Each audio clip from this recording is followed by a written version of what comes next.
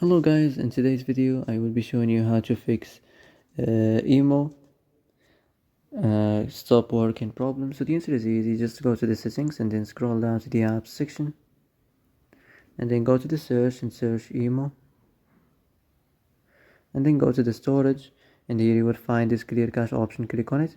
Now you can go check it if it worked, and if it didn't you can try to restart your phone or turn the Wi-Fi off and on, or the Bluetooth or the airplane mode. Also, you can try to clear data, but be careful. If you clear data, all this application's data will be deleted. This includes all files, the settings, the accounts, the databases, etc. So be careful if you want to clear your data. And that's it for today's video. I hope this is the answer you've been looking for. If you like this video, don't forget to like and subscribe, and see you in the next video.